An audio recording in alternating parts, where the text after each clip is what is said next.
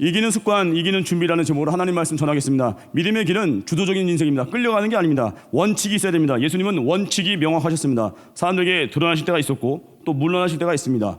사람들이 이렇게 몰려들 때 그거를 일상으로 만들지 않으셨습니다. 왜요? 목적이 있기 때문에. 능력의 근원인 또 기도, 하나님에 연결되는 통로, 거기에 기준이 있었기 때문에. 그래서 예수님은 새벽 미명에 한적한 곳에서 새벽기도 하셨죠. 하나님과의 깊은 교제 시간 가지셨습니다. 그게 힘이었습니다. 그것이 삶의 출발이었습니다. 그것이 삶의 사이클이었습니다. 그리고 사람들이 물밀듯이 밀려오면 또 이웃마을로 떠나시기도 했습니다. 한마디로 예수님의 사역의 그 비결은 항상 기도로 시작된 사역, 그리고 항상 주님 바라보는 하나님과 연결된 사역. 우리는 이럴 수 있습니다. 우리는 일이 많아지면요, 일에 함몰된 데가 있습니다. 쉽게 일에 빠져버립니다. 정신없이 막 끌려다녀요. 뭐 돈 번다고 그러고 주일 예배도 빠져버리고, 또 내 건강 챙긴다 해서 어떻게 교회보다 병원이 더 우상이 될 때가 있습니다. 아픈 건 이해하겠지만 항상 예배 중심이거든요. 우린 그래요. 일에 끌려다니다가 내가 일하는 게 아니라 일이 나를 일하게 할 때 있습니다. 결국 소진되고 탈진될 때가 있습니다. 그래서 명심하십시오. 기도가 없으면 늘 낙심됩니다. 기도가 없으면요, 늘 좌절원망합니다. 예수님과 같이 아무리 바쁜 때에도 새벽 미명에 기도하신 예수님, 능력의 근원이 기도의 시간, 우리에게도 그 시간 갖는 겁니다. 아무리 바빠도. 어떤 회사가 좋은 회사예요? 죽어라 이 시켜가지고 기도 못하게 하는 거 좋은 회사 아닙니다. 어떤 학교가 좋은 학교예요? 뭐 학생들, 뭐 청소년부 아이들 보면 뭐 기숙학교에서 뭐 좋은 데 많이 가는 거? 기숙학교 해가지고 주일날 예배도 못 드리는 애들 많아요. 망한 학교에 망한 학교. 예배할 수 있는 학교. 기왕이면 크리스찬들은 미션 스쿨 같이 정말 예배할 수 있는 곳, 아니면 뭐 미션 스쿨 아니면 자기 스스로가 예배 중심을 정할 수 있는 곳, 그런 학교 가는 거예요. 예배 중심이에요, 뭐든지. 그래서 우린 어려운 때 누구나 기도할 수 있습니다. 그리고 축복의 때 있잖아요. 이때 조심해야 돼요. 뭔가 얻은 것 같을 때, 뭔가 응답이 된 것 같고, 뭔가 일을 해낸 것 같을 때. 어떤 목사님이 그러더라고요. 목회자라면 언제를 제일 조심해요? 어느 요일을? 그분 얘기 뭐냐면, 목회자는 월요일날 조심하래요. 왜요? 주일 사역 끝나고 났을 때 뭔가 뿌듯함이 있잖아요. 월요일에 방심한다는 거예요. 저도 그런 것 같아요. 주일날 이렇게 초등부 설교가 끝나면은 뭔가 기쁨도 있고 뭔가 한 큰 산을 넘은 것 같은 기분? 저도 모르게 주일 저녁 예배 끝나면 약간 긴장 풀려요, 살짝. 그래서 그분 얘기가 참 와닿았어요. 목회자는 월요일날 조심하래요. 뭐 저만 그래요? 성도분들은 언제 조심해야 돼요? 목요일 새벽. 이유는 말하지 않겠습니다. 자기마다 쉬고 싶을 때가 있잖아요. 목요일 새벽은 잠을 좀 자야겠어. 목요일 새벽은 비대면이야. 그때 이제 개판 깨질 거예요, 이제 아주. 아시겠습니까? 시험은 조심하시. 축복의 때 방심하지 마세요. 나만의 방심하는 요일이 있거든요. 나만의 방심하는 약점이 있거든요. 그 약점을 깨부숴야 돼요. 고린도전서 10장 12절. 그런즉 선지로 생각하는 자는 넘어지가 조심하라. 어떤 순간에도 겸손하십시오. 넘어지기 쉬운 약점 아마 본인 스스로 알 겁니다. 이제 기도로 이기십시오. 넘어졌으니까 또 도전해서 이기십시오. 이길 때까지 주님은 계속 그 시험 허락하실 거예요. 이기면 더 큰 영광을 향해 달려가는 겁니다. 그 어떤 상황에도 주님과 연결되는 인생, 부르심의 인생 살기 바랍니다. 그러면 승리한다는 거예요. 본문 통해서 승리자의 길 세 가지입니다. 첫 번째, 말씀의 길 걸으라는 거예요. 말씀의 길은 십자가의 길이에요. 좁은 문 좁은 길입니다. 두 번째, 말씀과 기도의 균형이에요. 말씀 붙들고 기도하는 거예요. 기도만 계속 외치면요, 그 주문될 수 있습니다. 말씀의 기준 듣고 말씀 듣고 말씀을 구하는 거예요. 성경을 구하는 거예요. 세 번째는 들은 말씀 가지고 이제는 부딪히는 거예요. 현장 가라. 명확하죠? 말씀의 길, 그리고 말씀과 기도의 균형, 그리고 능력 받았습니까? 현장 가라. 차례대로 증거하겠습니다. 첫 번째가 말씀의 길을 걸으라는 거예요. 십자가의 길. 우린 그렇습니다. 영향력을 행사하려면 사람들의 마음속에 원하는 필요를 막 이렇게 채워줘야 영향력이 있다고 하죠. 그래야 사람들이 모인다고 하는데, 예수님은 그 어느 것도 한 것이 아니라, 모든 걸 한 게 아니라, 예수님은 오직 성경 말씀을 가지고 복음을 증거하셨는데, 그럼에도 여러 각지에서 사람들이 몰려들었습니다. 오늘 7절 8절 같이 읽겠습니다. 시작. 예수께서 제자들과 함께 바다로 물러가시니 갈릴리에서 큰 무리가 따르며 유대와 예루살렘과 이두메와 요단강 건너편과 또 두로와 시돈 근처에서 많은 무리가 그가 하신 큰 일을 듣고 나오는지라. 그냥 복음만 증거했어요. 그런데 이렇게 다양하고 많은 자가 몰린 이유가 있습니다. 왜요? 하나님 말씀은요, 우리에게 진짜 필요한 걸 줍니다. 돈이 아니에요. 병고침이 문제가 아니라, 권력이 아니라, 하나님 말씀은 우리를 구원에 이르게 합니다. 죄사함의 은혜가 있습니다. 그리고 하나님 말씀은 우리를 사랑으로 덮어주십니다. 사랑으로 안아주십니다. 그래서 소외된 자들, 병든 자들, 결국 뿌리는요, 이 죄 문제 해결해야 되거든요. 결국 예수님과 관계거든요. 그래서 오늘 보니까 능력이 나타나니까 사람들이 많이 모였죠. 뭐 소문 듣고 몰려든 거예요. 예수님은 어느 정도 이제 몰려든 사람은 이제 대하기가 어려웠는지 이제 9절 10절 다시 한번 읽겠습니다. 시작. 예수께서 무리가 에워싸 미는 것을 피하기 위하여 작은 배를 대기하도록 제자들에게 명하셨으니 이는 많은 사람은 고시적으로 병으로 고생하는 자들이 예수를 만지고자 하여 몰려왔음이더라. 무리가 하더니 에워싸니까 예수님 어때요? 그 미는 거 피하려고 예수님이 그 갈 때 배가 하나 따라온 거예요. 또 배로 작은 배를 대기하도록 제자들에게 명하셨으니 이제 배로 피해서 어때요? 거기서 배를 띄워서 예수님은 거기 피해서 말씀 듣는 거, 말씀 전하는 거 그거 전념한 거예요. 예수님은 배를 띄워서 말씀 듣는 일에만 전념하게끔 만든 거예요. 중요한 게 말씀이니까. 우리는 이거예요. 병 낫고 천국에서 멀어지는 것보다 응답받고 나서요 예배 안 나온 사람 있습니다. 응튀들, 응답받고 튀는 사람들, 응튀. 돈 생겨가지고 돈 생기기 전에 죽어라 새벽기도 하다가 갑자기 좋은 직장 갔어요. 돈 벌더니 연봉 올라가더니 그 예배는 안 나와요. 중심이 뭐예요? 말씀. 축복이 뭐예요? 하나님과의 거리. 그거 잊지 말라는 거예요. 예수님은 배를 띄워서라도 말씀 듣게 하는 거, 말씀 선포하는 거 이게 우선이라는 거예요. 그래서 우리 언제나 하나님과 연결돼야 돼요. 말씀 듣는 자리에 있는 거 이게 복이라는 거예요. 세상의 복은 이것 끝발이 있는 인생 뭐 이것저것 잘 나가고 뭐 스펙 좋고 돈 벌고 이게 세상의 기준이라고 하지만 하나님의 사람은요 기준이 말씀과의 거리예요. 오늘 이 시간 이렇게 예배 자리에 오신 분들 이 축복의 시간입니다. 하나님과 연결되는 시간. 그 하나님과 연결되잖아요. 영적인 존재가 되고 끌려다니지 않습니다. 오늘 11절 12절 같이 읽겠습니다. 시작. 더러운 귀신들도 어느 때든지 예수를 보면 그 앞에 엎드려 부르짖어 이르되 당신 하나님의 아들이니 하니 예수께서 자기를 나타내지 말라고 많이 경고하시니라. 보세요. 귀신들도 보기만 하면 귀신같이 알아봐요. 저분이 하나님의 아들이구나. 귀신들이 귀신같이 알아봐요. 저분이 하나님의 아들이구나. 사람들은 그냥 몰라. 사람들은 그냥 치유자, 능력자로만 안 거예요. 하나님의 아들이 알아본 게 귀신들이에요. 귀신들도 알아보는 하나님의 아들. 이 시대가 알아봐야겠죠. 예수님이 어떤 분인지. 예수님이 하나님의 아들이고 우리의 구원자임을 알아보는 능력. 이게 영적인 능력이에요. 예수님으로부터 모든 능력이 다 온다는 거. 이걸 볼 줄 아는 거. 이게 영적인 능력입니다. 그리고 우리는 사도행전 19장 보면은 스게와의 아들들이 그 사도바의 흉년에다가 개망신당했죠. 귀신이 달려들어서 내가 예수도 알고 바울도 아는데 넌 누구냐 임마. 귀신한테 꾸지람 받고 개망신 당하고. 여러분 우리 영적으로 무장해야 귀신의 밥이 안 됩니다. 영적 존재에 무지하면요 늘 당하는 거예요. 내가 왜 이러고 사는지도 모르고 귀신이 끌려가는 귀신 따라서 예배도 못 드리고 이리저리 바쁘게 살아가는 인생들. 귀신이 어디로 우리를 끌고 가는지도 모르고 결말도 모른 채 정신 차리고 기도해야 됩니다. 그래야 분별력을 갖게 됩니다. 우리는 주님 바라보고 주님 따르는 길, 이게 십자가의 길인데 십자가의 영광은 이 시대가 추구하는 것과 다릅니다. 지금 십자가의 길 가겠다고 그렇게 수많은 사람들이 이게 오는 건가요? 이게 지금 사람들이 무리가 왜 몰려들까요? 이들은 자기 리드가 있는 거예요. 지금 착각하고 오는 거예요. 지금 십자가의 길을 이제 막 들려주면요 확 줄어들어요. 왜요? 내 리드가 깨지거든요. 십자가의 길은 죽는 길입니다. 십자가의 길은 사명의 길입니다. 이 시대에도 남은 자 소수의 무리가 세상을 바꾸는 거예요. 자기 필요에 맞춰서 자기 입맛에 맞춰서 많은 사람들이 교회에 올 수 있겠지만 끝까지 누가 가요? 십자가 붙든 사람만이 끝까지 가는 거예요.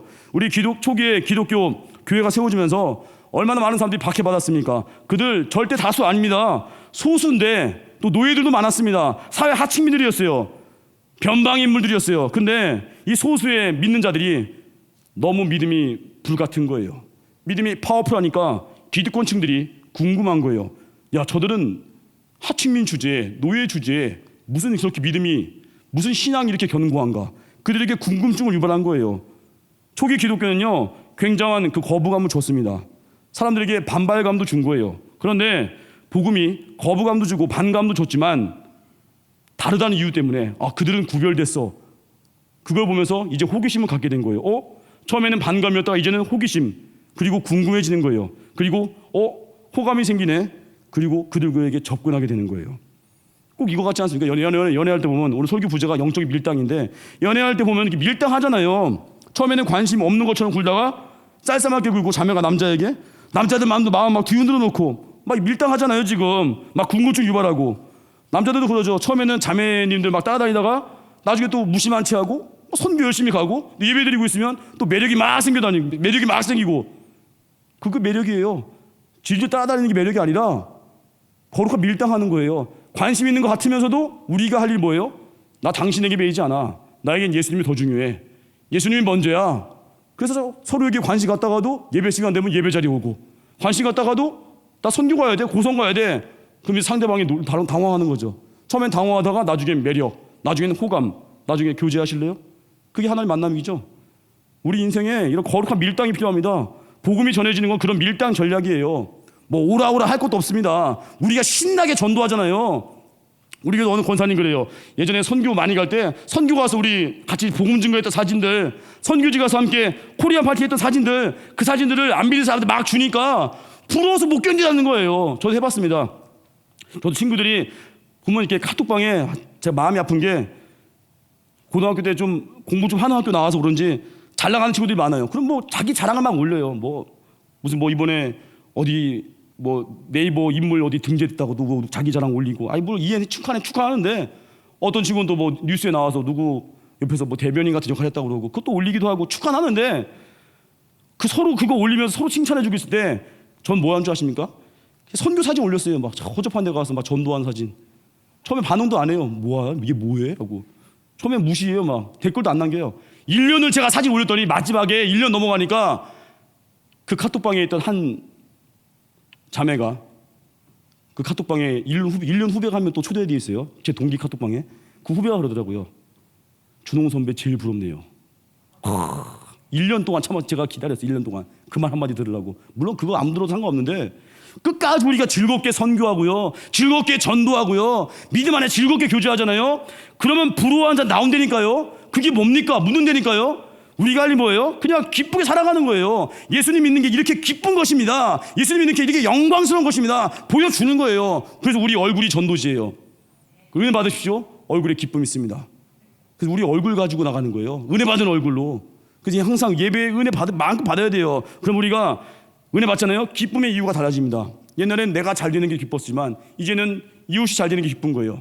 이제는 다른 영혼 살리는 게 기쁜 거고요. 이제는 주는 게 기뻐지고요. 목요일마다 우리 교회 목요 기도회가 있습니다. 처음에 환우 기도회를 시작해서 이제 목요 기도회가 돼서 많은 분들이 위해서 중보기도하는 모임이 됐는데, 이번에 어떤 분이 목요 기도 끝나고 나서 밥을 식사를 같이 하거든요. 식사 끝나고 있었는데 식사 끝나갈 때쯤에 갑자기 어떤 분이 커피를 왕창 사다가 이렇게 주고 갔대요. 제가 커피 받으면서 이거 누가 주신 겁니까 했더니 어느 자매님이 줬대요. 그래서 사연이 뭡니까 물어봤습니다. 근데 사연이 되게 재밌어요. 그 자매님은 자매님의 기도 제목이 아니라 자매님이 어느 다른 자기가 아는 지인의 기도 제목을 목요 기도회에 중보기도 부탁을 했습니다. 목요 기도회 오신 분들이 그 커피 사신 분의 지인분의 기도를 합심해서 기도했어요. 그리고 기도했다고 알려줬는데, 커피 사신 분이 자기 기도한 게 아니라 자기가 부탁한 사람의 기도를 해줬는데 그게 너무 기쁘다고, 자기가 자기 위한 기도도 아니었는데 커피 사고 너무 기뻐서 커피 산 거예요. 다른 사람 위해서 기도해 준 게 너무 기쁘다고 자기가 커피 사고 왔어요. 이게 복음의 위력이에요. 이게 믿는 자의 능력입니다. 세상은 내가 잘 될 때 내가 한턱 쏠게 되잖아요. 믿는 자는요, 옆 친구가 잘 될 때 기뻐할 수 있는 거예요. 옆 친구가 중보기도 받을 때 기뻐할 수 있는 거예요. 시기심을 깬 사랑, 이게 십자가 사랑입니다. 예수 믿은 지가 10년 됐는데도 불구하고 여전히 시기심의 노예가 되어 있고, 여전히 질투의 노예가 되어 있고, 여전히 비교의식이 찌들어 있으면요, 그 빨리 주님 앞에 서서 치유받아야 됩니다. 십자가 앞에 나가서 내려놓아야 됩니다. 말해야 돼요. 고백해야 돼요. 탄식해야 됩니다. 주님이 만지시고 그리고 고쳐주십니다. 그리고 우리의 기쁨의 이유가 달라지는 거예요. 리 스트로벨, 이분이 예수는 역사다라는 책을 썼는데, 이 책을 쓰게 된 배경이 있대요. 늘 우울하던 자기 아내가 갑자기 얼굴에 막 생기가 나더래요. 그리고 막 기쁨이 막 솟아나더래요. 남편에게 사사건건 딴지거던 그 아내가 너무 달라진 거예요. 그래서 그 변화된 이유가 뭐냐 막 묻다가 심지어 막 질투를 하게 된 거예요. 어떻게 남편보다 예수님을 더 사랑할 수 있냐, 막 질투 생기는 거예요. 어떻게 남편보다 예수님을 더 사랑해? 하다가 그 책을 쓴 거예요. 그 궁금증을 파헤치다가 이게 도전이 되는 거죠. 우리가 세상보다 예수님을 더 사랑하잖아요. 그러면은 정말 많은 사람 처음에 반감 갖는 것 같다가 궁금해합니다. 소망에 관한 이유를 물어봅니다. 당신 왜 이렇게 예수님이 좋아? 왜 이렇게 예배가 좋아? 왜 이렇게 선교가 좋아? 우리 교회도 보면 이번 고선 선교 갈 때 우리 교회 군인 형제 한 명 오잖아요. 공군 장교. 지난번에 기도 부탁을 하더라고요. 고선 선교 가는 기간이 훈련 기간하고 겹친대요. 근데 자기는 꼭 고성을 가야겠대요. 기도해달래요. 군대 장교가 훈련 기간에 고성을 꼭 가겠다는 결단하는 거, 그거 쉽지 않거든요. 군대 상명하복 체계에서. 근데 왜 그런 결단하고 왜 그런 기도 부탁을 하죠? 생명 살리는 그 사역이 너무 귀하고 이게 영원히 남는 것이니까 기쁨의 이유가 달라지는 거예요. 도전하게 된다는 거예요. 우리도 그렇습니다. 예수님을 더 사랑해 보십시오. 우리가 세상 사람같이 똑같이 돈 준다고 하면 또 헬렐레 따라다니고 욕심 채워준다고 하면 주일 예배도 빠져버리면 아무 궁금증도 안 생겨요. 매력 없습니다. 매력 제로예요. 근데 예수님을 정말 사랑해 보십시오. 진심으로 사랑해 보십시오. 그리고 누가 우리를 보면은 저 사람은 진짜 예수님을 사랑하는 것 같아. 그게 느껴지면요, 사람들이 이제 모여듭니다. 물어봅니다. 그리고 달라지게 돼요. 그리고 우선순위거든요. 누가 자기 가정을 진짜 사랑할 수 있어요?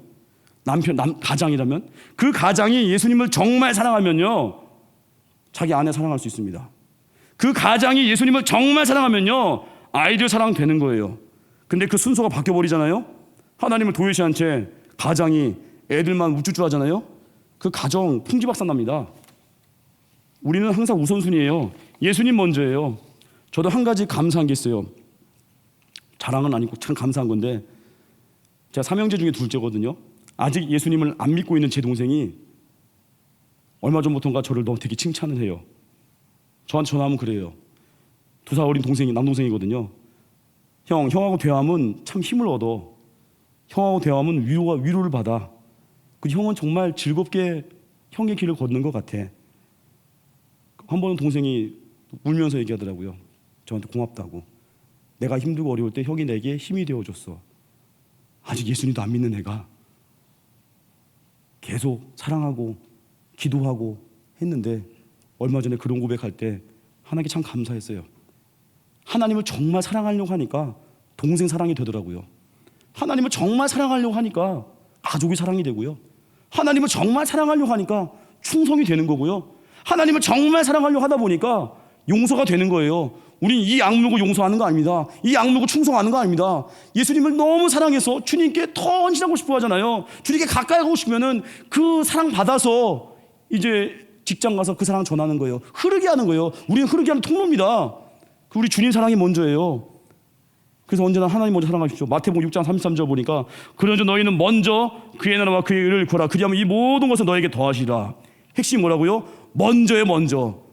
교회 다니는 사람 치고 예수님 믿는 사람 치고 그의 나라와 그의 의를 안 구하지 않는 사람 없습니다. 다 구하는데 어려움이 오면은 먼저 자기 것이 되는 사람 많습니다. 어려움이 오면 먼저 내 욕심이 되는 사람 많습니다. 신앙인이 뭐예요? 먼저, 아무리 어려워도 먼저 그의 나라, 아무리 힘들어도 먼저 예배, 아무리 괴로워도 먼저 기도, 아무리 힘들어도 먼저 철야. 이게 멋진 인생이에요. 언제나 먼저입니다. 그래서 우리 목적이 예수님 될 때 조건과 관계없이 기뻐하는 겁니다. 그래서 영적인 밀당이 이루어지는 거예요. 처음에는 거부감 주는 것 같지만 나중에 사람들이 호감을 가져요. 뭔가 있나 봐. 나도 끼고 싶은데 저에게도 복음을요. 그게 영광의 길입니다. 두 번째, 말씀과 기도의 균형입니다. 예수님이 그 사명 위에서 제자들 부르셨습니다. 예수님이 기준입니다. 자원자 데리고 교회 시작한 게 아닙니다. 예수님이 원하는 사람 데리고 교회 시작한 거예요. 예수님 따르겠다는 내가 좋아요 누르는 사람 데리고 시작한 게 아니라 예수님이 원하시는 제자, 말씀 순종하라고 할 때 바로 예설 할 수 있는 15절에서 13절에서 15절 읽겠습니다. 시작. 또 산에 오르사 자기가 원하는 자들을 부르시니 나아온지라. 이에 12를 세우셨으니 이는 자기와 함께 하시고 또 보내사 전도도 하며 귀신을 내쫓는 권능도 가지게 하려 하심이로라. 예수님은 예루살렘의 우수한 사람들을 제자 삼지 않았습니다. 갈릴리의 무식한 사람들을 제자 삼으셨습니다. 예루살렘에 있는 젊은이들은 지적으로 우수하거든요. 근데 그들은 강한 지적인 프라이드가 있습니다. 나름대로의 자기 똥꼬집이 있습니다. 선입견이 있습니다. 성경을 또 왜곡해서 해석도 하고 말씀을 잘 안 받아들이니까 이런 사람보다도 무식해 보이지만 우직한 영적인 포레스트 검프 같은 갈릴리 사람을 선택한 거예요. 미련한 순종, 이게 능력입니다. 전도에 미련한 것이 열매 거두는 것 같이 미련한 순종. 그래서 우리 보면 12제자 보면 유명도가 없습니다. 세상 능력으로 보면요 다 바닥 인생들이에요. 근데 예수님은 그들을 잘라서 부르지 않았습니다. 마음을 보신 거예요. 어떤 마음이요? Follow me 할 때 하면 즉시 따를 수 있는 사람, 순종의 사람. 그래서 우리는 계산하지 않는 거예요. 주님 부르면 집을 새로 사서 나 집 좀 살아보겠다, 그 얘기가 아니라 주님 부르시면 포도원을 새로 갖고 나는 못 오겠다. 나 약혼해서 못 오겠다. 이런 핑계 대는 사람 말고 부르면 즉시 따를 사람들, 순종할 사람들, 그들을 주님이 부른 것입니다. 우리 인생에 왜 기도가 약해질까요? 왜 기도가 파워풀하지 않죠?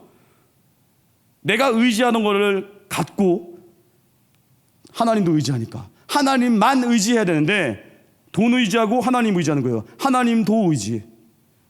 인맥 의지하고 하나님 의지하는 거예요. 하나님 도 의지. 신앙은요, 하나님만 의지하는 겁니다. 그래서 우상을 깨버려야 돼요. 우상 것도 함께 가면 힘이 없습니다. 하나님 외에는 대안이 없는 구조가 되는 거. 그게 광야예요. 광야 인생 걷고 계신 분 있습니까? 축복입니다. 하나님만 크게 보는 인생 되는 거예요. 여러분, 엘리야 또 후계자 엘리사가 왜 그렇게 겁없는 기도했을까요? 스승의 받았던 능력의 갑절의 영감. 엘리사 기도의 내용을 보면 약간은 건방지죠. 제가 옛날에 한번 설교했었죠. 저도 되게 흉내내 봤다고. 담임 목사님이 뭐 선교지 가면 설교 2번씩 하잖아요. 고선 선교 가서 2번씩 하고, 대만 가면 또 대만 가서도 왕창 설교하시고. 되게 부러웠거든요. 우린 그래요. 대가를 보면요, 어떻게 기도할까요? 되게 위축이 돼요. 나는 대가의 발끝만 따라가게 해주시옵소서. 나는 감히 흉내도 못 냅니다. 다 그래요. 근데 전 엘리사가 참 부러웠어요. 왜냐? 엘리사는 어떻게 스승에 받았던 갑절의 영감을 주시옵소서. 되게 건방지지 않습니까? 거지 겁대가리 없이 이렇게 구해요. 어떻게 이런 대범함. 좀 부럽더라고요. 저는 맨날 대가 앞에 서면 그대 앞에 나는 왜 작아지는가? 맨날 그 노래만 부르고 맨날 대가 앞에 쫄았거든요. 근데 저 엘리사 따라해봤어요. 하나님, 나 대만 갈 때 나도 갑절의 영감 주세요. 나도 아침 저녁을 말씀 증거하게 해주세요. 해봤어요. 따라해봤더니 진짜 묘한 거. 선교대원우가 사역 다 하고 선교대원들이 잠을 자거나 쉴 때 그 짜투리 시간 내서 이렇게 설교 준비를 좀 했거든요. 그때 주는 영감이 어마어마하고 아침과 저녁마다 말씀을 증거하게 되고 막 제목도 정하고 막 퍼부었어요. 하나님 은혜 주시니까 되던데요. 제가 지금 이게 뭐 자랑하는 게 아니라 하나님이 하시니까 되던데요. 전 엘리사가 그래서 능력이 비밀을 알았구나. 엘리사는 왜 이게 가능했어요?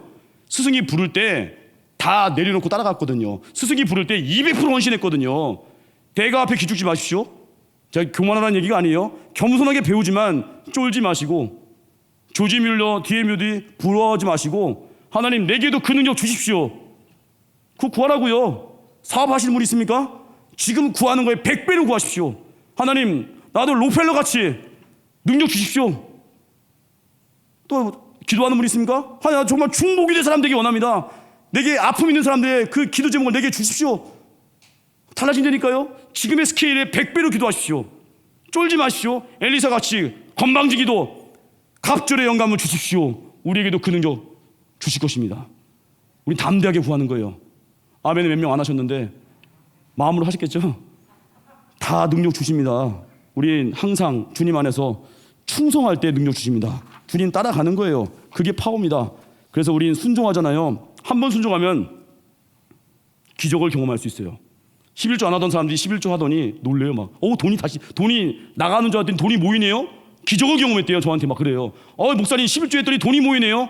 그걸 인지 알았습니까? 그 말 하고 싶었는데, 2번 순종하니까 그분이 확신이 생겨요. 11조 끝까지 해야겠네요. 이제 안 흔들린다는 거예요. 3번 순종하잖아요. 이제는 즐겨 순종이에요. 순종이 즐거운 거예요.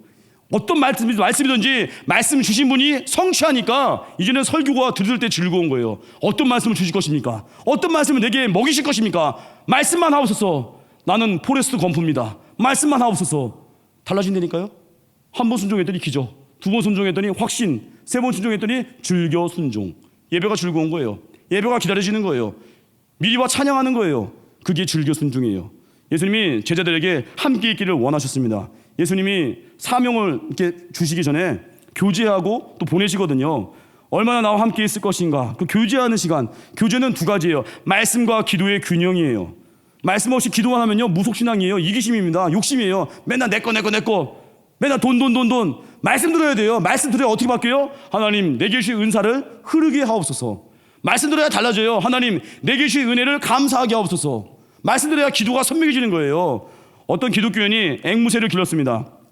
자기 교회 목사님이 앵무새를 기른다기에 성도분이 이제 앵무새를 길렀어요. 따라서 길러봤는데, 근데 그 성도분이 기른 앵무새가 딱 한마디만 할 줄 안돼요. 그 내용이 뭐냐면은 키스해 주세요.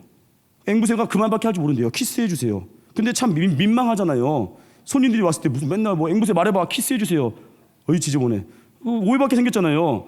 이 성도분이 목사님에게 전화 걸었습니다. 목사님이 키우는 앵무새는 경건 훈련이 잘 되어 있으니까 제 앵무새를 좀 보낼 테니까 목사님이 키우는 앵무새가 제 앵무새를 좀 훈련시켜 주십시오 라고 부탁했습니다. 목사님이 그 앵무새를 받고 자기 앵무새 3장에다가 그 앵무새를 넣었습니다. 목사님 앵무새가 주인이니까 먼저 인사했습니다. 목사님 앵무새도요 딱 한마디만 할 줄 아는 게 특징이래요. 다 같이 기도합시다. 그거밖에 할 줄 모른대요. 그건 이제 그 말 하는데 이제 먼저 목사님 앵무새가 말하는 거예요. 할 줄 아는 것만 딱 얘기한 거예요. 다 같이 기도합시다 했더니 다 같이 기도합시다. 목사님 앵무새가 말하니까 새로 들어온 앵무새가 키스해 주세요라고 답을 하는 거예요. 그랬더니 갑자기 목사님 앵무새가 전에 안 하던 말을 하는 거예요. 뭐냐면 주께서 드디어 내 기도에 응답하셨습니다. 황당하죠? 원래 그런 말 안 하는데 키스해 주세요 했더니 드디어 내 기도에 응답하셨습니다.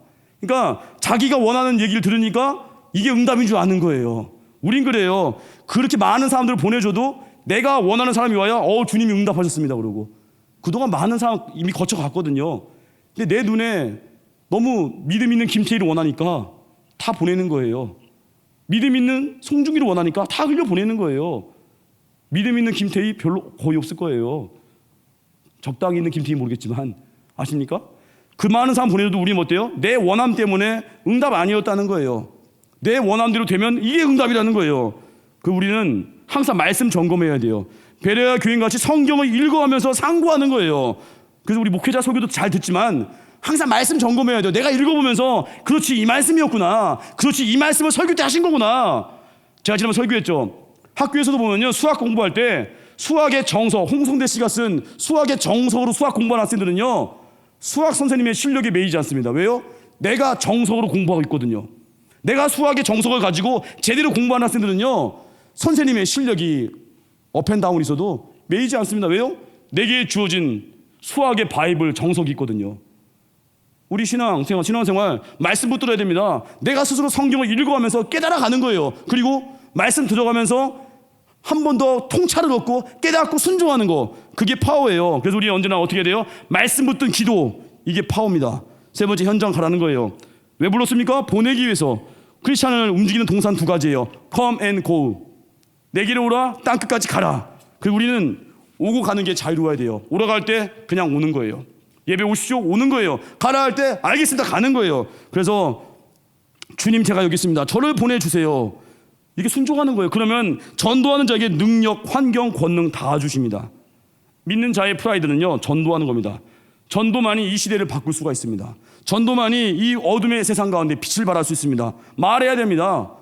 전도할 줄 아십니까? 이게 실력이에요. 축구 선수가 막 드리블하다가 맨날 넘어지고 무슨 축구 선수예요 그게? 은퇴해야겠죠? 예수 믿는 사람은요 전도하는 사람입니다. 최근에 언제 전도해 봤습니까?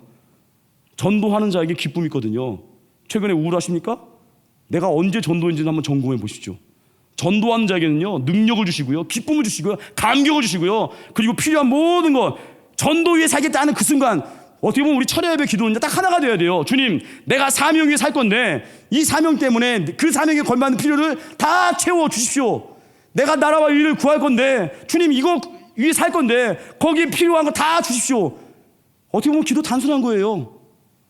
사관생도 같이 나라 위에 목숨 건다고 했더니 나라에서 모든 거 지원해 주듯이 하나님 나라 위해서 모든 거 건다고 하니까 하나님이 다 주는 거예요.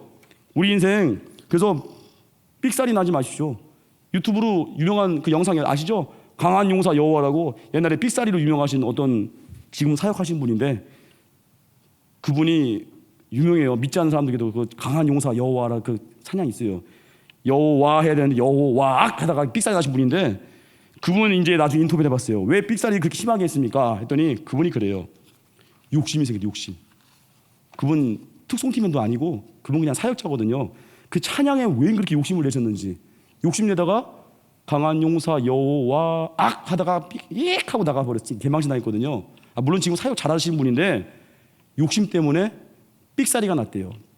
우리 인생도 그럴 수 있습니다. 내게 부르는 자리가 있거든요. 내게 불러주는 사명지가 있거든요. 근데 괜히 욕심 나가지고 남 부러워가지고 엉뚱한 데 가잖아요. 삑사리 인생 됩니다.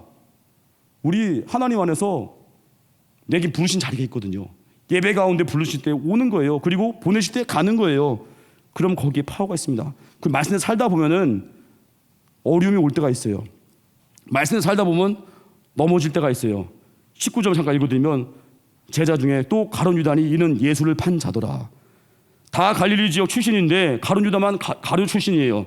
케리옷이라는 남쪽 지방 출신이거든요. 가룟 유다가 머리가 제일 좋아요. 셈이 제일 빨라요. 회계 막혔습니다. 돈게 막혔습니다. 근데 돈에 손대고 나중에 예수님 팔았습니다. 이 가룟 유다를 예수님 몰랐을까요? 알았지만 끝까지 회개 기회 주시고 제자 삼았습니다. 이 땅 가운데 가룟 유다 같은 사람이 얼마나 많습니까? 근데 주님이 그래도 부른다는 거예요. 근데 문제는 뭐냐면은 베드로, 가룟 유다 둘 다 배신했지만 베드로 어때요? 회개하고 돌이켜서 반석 같은 인물이 됐습니다. 근데 가룟 유다는 후회만 하고 회개하지 않고 자살해버린 거예요. 우린 넘어질 수 있거든요. 근데 베드로의 길 걸어야 돼요. 우리 깨질 수 있거든요. 우린 잘 나가다가 넘어질 수 있거든요. 우리 늘 하나님 외면할 때 많거든요. 그럼 주님께 돌아오면 되거든요. 근데 가룟 유다는 이걸 못하는 거예요. 직면을 못하는 거예요. 제가 오늘 설교 제목 얘기했죠. 이기는 습관, 이기는 준비. 이 내용은 그 고수의 생각법이라는 그 조은현 씨가 쓴 책이 있습니다. 2015년도 고수의 생각법이라는 책에 나오는 내용입니다. 거기 챕터에 보면 눈을 부릅뜨고 실패를 봐라. 눈을 부릅뜨고 실패를 봐라 라는 챕터가 있습니다. 거기 이런 내용이 나와요. 바둑에는 복기가 있어요. 복기가 있는데 복기는 뭐냐면 두었던 바둑을 처음부터 다시 두는 거래요. 두세 시간 넘는 대국을 한 다음에 승자와 패자가 다시 머리를 마주하고 대국의 내용을 되짚어 본다는 거예요. 이러면 어떻겠습니까? 승자는 어차피 이긴 걸 되돌아보니까 기쁘잖아요. 근데 진 사람, 패자는 억울함과 막 분함이 막 솟아오른다는 거예요. 온갖 만감이 교차한다는 거예요. 그 모든 감정을 억누르고 복귀한다는 거예요. 이 복귀하잖아요. 패자에게는요, 상처에 소금 뿌리는 것 같다고 합니다. 가끔 패자 중에서 복귀를 하다가 안 끝났는데 서둘러서 자기 자리를 뜨는 사람들이 있대요. 대부분 10중 8구 눈물이 터져서 화장실로 달려간 거래요. 너무 쓰라려가지고 내가 실패한 걸 복귀하려니까 괴로운 거예요.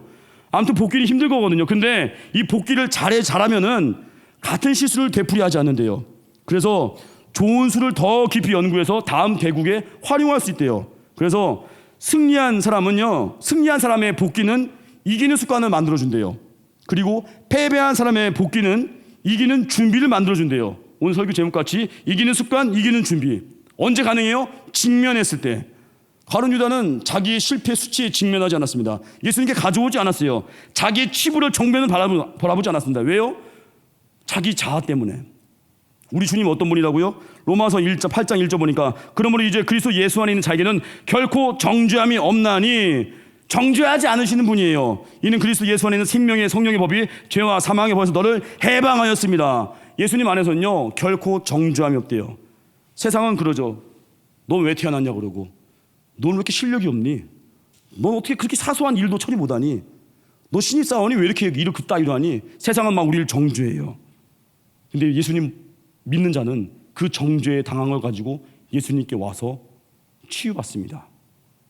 예수님 믿는 자는요 정죄에서 자유로워요. 우린 예배드리면서 복귀하는 거예요. 내가 어디서 무너졌는가? 내가 어디서 깨졌는가? 내가 어디서 실수했는가? 내가 어디서 교만했는가? 이걸 철저하게 복귀하는 순간에 다시금 일어서게 되고 더 깊어지고 넓어진다는 거예요. 사람마다 하루 끝날 때쯤에 잠자리에 누웠을 때 그날 일을 떠올릴 때가 있습니다. 상사에게 꾸중 들었던 일들, 때로는 칭찬받았던 일들, 회의 시간에 벌어졌던 일들, 프로젝트 진행 과정 속에서 어려웠던 부분들, 인간관계에 꼬인 부분들, 막 후회될 때 있죠. 우리가 할 일 뭐예요? 그 모든 무거운 짐을 가지고 주님께 맡기고 잠을 잔 다음에 새벽을 깨워서 다 쏟아붓는 거예요. 정죄하지 않는 하나님께 오는 거. 그리고 뭘 구해야 돼요? 지혜를 구하는 거예요. 주님은 지혜를 구할 때도요 야고보서 1장 5절 보니까 너희 중에 누구든지 지혜가 부족하거든 모든 사람에게 후히 주시고 꾸짖지 아니하신 하나님께 구하라 그리 한번 주시리라. 지혜 구할 때요 세상은요 한 번 물어보고 또 물어보면요 조롱합니다. 너 그거 또 물어보니? 아직도 모르니? 군대로 치면 너 상병이야. 너 병장이거든? 아직도 그거 다리는 줄 못 내니? 세상은 약 올려요. 하나님은 어떻게 해요? 꾸짖지 아니하신대요. 지혜를 구하면요 모르면 또 구하고 근데 안 꾸짖는데요. 모르니 알려줄게. 또 잊어먹고 또 모르면 또 구하는 거예요. 그럼 모르니 알려줄게. 하나님은 우리가 성장할 때까지 계속 지혜 주시고 인도하시고 고쳐주십니다. 그게 우리 좋은 하나님이십니다. 그 조은현 씨가 말합니다. 아파도 뚫어지게 바라봐야 한다. 아니 아플수록 더욱 예민하게 들여다봐야 한다. 고수의 생각법 표현인데 이걸 신앙의 표현으로 말하고 싶습니다. 아파도 피하지 말고 주님께 나아오십시오. 아플수록 더욱 주님께 매달리십시오.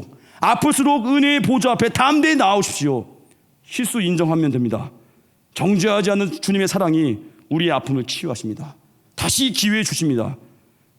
그게 신앙의 길입니다.